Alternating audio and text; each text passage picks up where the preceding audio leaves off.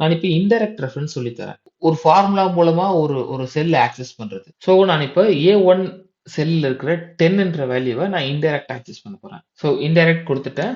Indirect குடுத்துட்டு நான் A1ன்னு குடுத்துட்டு இத நான் டெக்ஸ்ட்டா குடுக்கலாம்.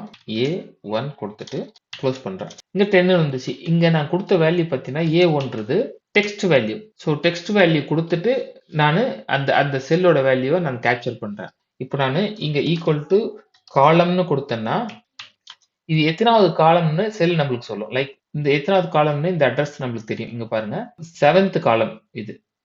ஸோ ஈக்குவல் டூ ரோன்னு குடுத்தேன்னா, ரோ நம்பர் எனக்கு தெரிஞ்சிரும். ஸோ இந்த 2 இன்ஃபர்மேஷன் வச்சு நான் இந்த செல்லோட அட்ரஸ் ஒரு செல்லோட அட்ரஸ நான் டிட்டர்மைன் பண்ண முடியும். லைக் இப்ப பாருங்க ஈக்குவல் டூ அட்ரஸ்ன்னு குடுக்குறேன். அட்ரஸ்க்கு என்னென்ன கேக்குது? ரோ நம்பர் கேக்குது. ரோ நம்பர் வந்து 18, கமா காலம் நம்பர் வந்து 7. இந்த 2 பாராமீட்டர் மட்டும் இப்ப நான் குடுத்து நான் இத க்ளோஸ் பண்ணி என்டர் பண்றேன். எனக்கு என்ன கிடைக்குது பாருங்க. G18 கிடைக்குது. Gன்றது 7 மூலமா எனக்கு கிடைக்கக்கூடிய நம்பர். 18 வந்து ரோ நம்பர் எடுத்திருக்கேன். ஸோ இந்த இன்ஃபர்மேஷன இப்ப G18ல என்ன இருக்குன்னு எனக்கு தெரியணும்ல.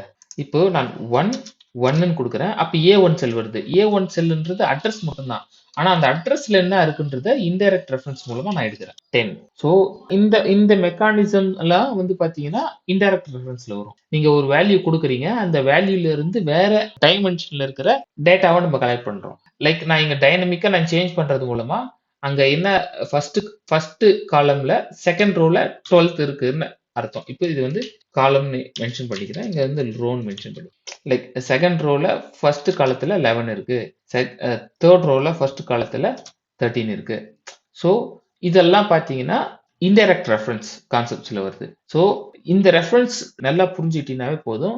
ஃபர்தரா ஃபார்முலால வந்து நீங்க பாராமீட்டர் செலக்ஷன் ஹேண்டில் பண்றது வந்து ரொம்ப சிம்பிளாவும் ஈஸியாவும் நீங்க அந்த ஃபார்முலா எரர்ஸை வந்து ரிசால்வ் பண்ணுவீங்க. எஸ்பெஷலி அந்த ரெஃபரன்ஸ் ரிலேட்டட் எரர்ஸ்க்கு. ஜஸ்ட் ஒரு இது ஆல்ரெடி எனக்கு தெரிஞ்ச விஷயம். ஸோ இது ரொம்ப சிம்பிளான விஷயம்னா லைக் ஒரு ஃபன் வீடியோவா எடுத்துக்கங்க. ஸோ இன்கேஸ் தெரியாதவங்க ப்ராக்டிஸ் பண்ணி தெரிஞ்சுக்கங்க. Thank you so much.